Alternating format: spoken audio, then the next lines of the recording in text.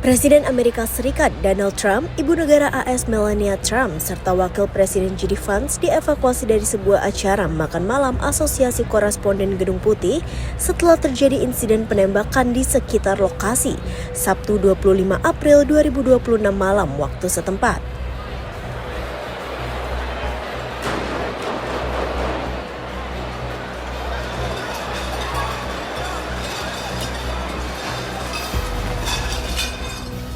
Penembakan tersebut terjadi di Hotel Hilton, Washington DC. Tembakan terdengar di luar ballroom utama yang menjadi lokasi acara.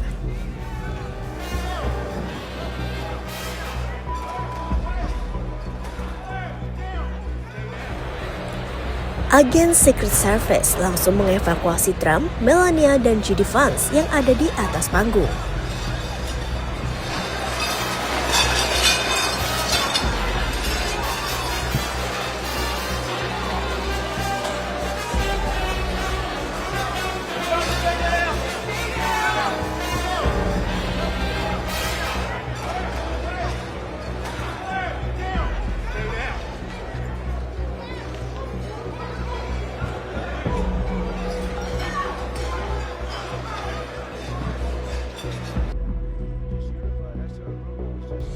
Presiden Amerika Serikat Donald Trump mengadakan konferensi pers usai insiden penembakan di acara jamuan makan Gedung Putih pada Sabtu 25 April 2026 malam waktu setempat. Trump mengatakan kejadian tersebut bermula ketika seorang pria menyerbu pos pemeriksaan keamanan bersenjata dengan beberapa senjata.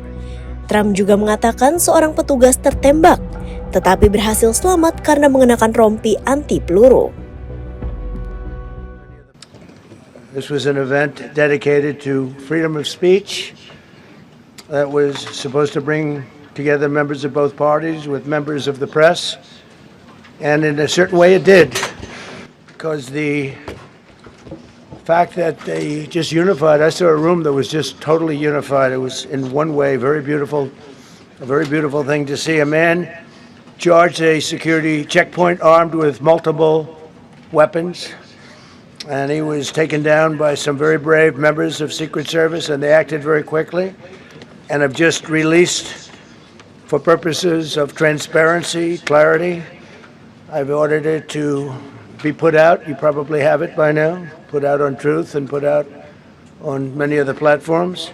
A tape showing the violence of this thug that attacked our Constitution, and also showing how quickly Secret Service and law enforcement acted on our country's behalf. Really did a great job. One officer was shot, but saved by the fact that he was wearing obviously a very good bulletproof vest. He was shot from very close distance with a very powerful gun, and the vest did the job. I just spoke to the officer, and he's doing great. He's in great shape. He is has very high spirits, and we told him we love him and respect him, and he's a very proud guy. He's very proud of what he does, Secret Service agent. And we looked at all of the conditions that took place tonight, and I will say, it's not a particularly secure building, and I didn't want to say this, but this is why we have to have all of the attributes of what we're planning at the White House. It's actually a larger room, and it's much more secure. It's drone-proof, it's bulletproof glass. We need the ballroom. That's why Secret Service, that's why the military are demanding it. They've wanted the ballroom for 150 years for lots of different reasons, but today's a little bit different, because today we need levels of security that probably nobody's ever seen before. But everyone owes a tremendous debt of gratitude to the courage of law enforcement, the law enforcement, and working with the DC police, and we just spoke with the mayor. And when we're finished, the police chief is going to take over and discuss it also from their viewpoint. but they also performed exactly as they were supposed to. And you see the attacker in different positions, but you also see the attacker totally subdued and under control. So as you know, this is not the first time in the past couple of years that our republic has been attacked by a would-be assassin who sought to kill.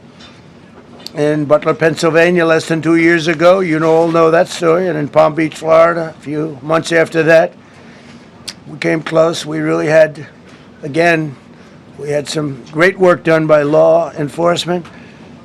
But in light of this evening's events, I ask that all Americans recommit with their hearts in resolving our difference peacefully. We have to resolve our differences. I will say, you had Republicans, Democrats, independents, conservatives, liberals, and progressives.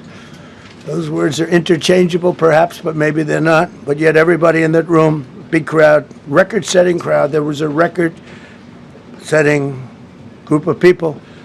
And there was a tremendous amount of love and coming together. I watched, and I was very, very impressed by that. But First Lady and I were taken very well care of, very quickly rushed off the stage. Vice President JD Vance, who's here, was likewise beautifully done. He was just saying how quickly everybody acted, law enforcement, Secret Service in particular in this case, but law enforcement. Marco had the same thing. Pete was there. Pete didn't want any help. He didn't want anybody to help him. He doesn't want anybody to help him, but he did get some, didn't you? And I think you also said that it was very impressive. So with that, I'd like to ask Todd Blanche to come up, say a few words, and tell you it's already underway. The man has been captured. They're going to his apartment. I guess he lives in California, and he's a sick person, a very sick person, and we don't want things like this to happen. I think it's very important that I say, though, and I told the representatives of the evening, they did such a beautiful job. It was such a beautiful evening.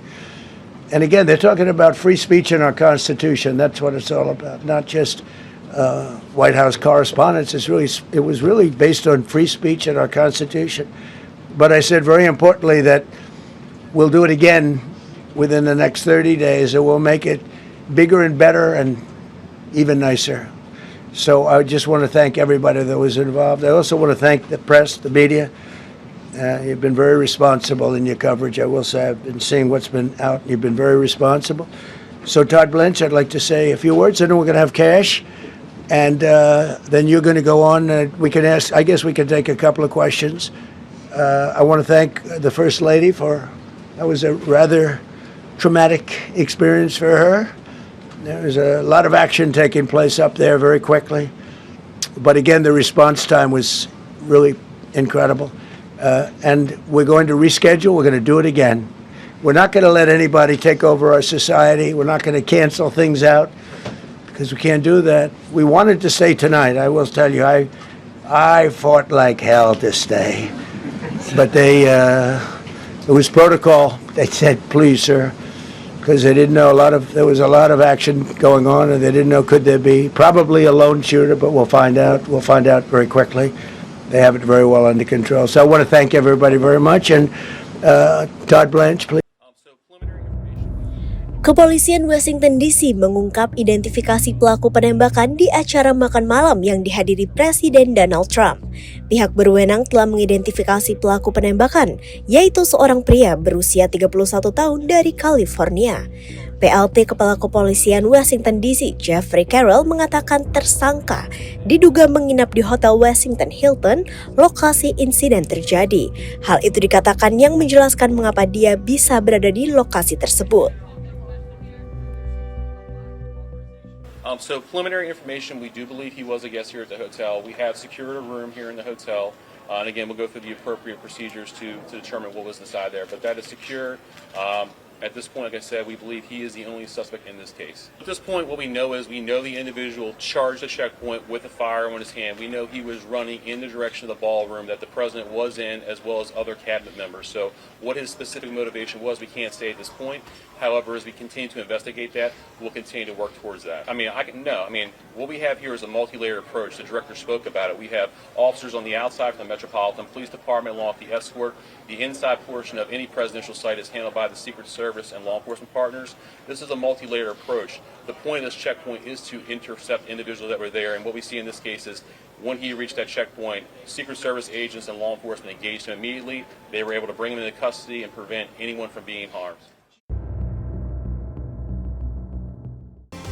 Mengawali pagi Anda dengan informasi terbaru.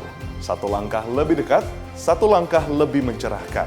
Saksikan Kompas Pagi di Kompas TV Channel 11 pada televisi Anda.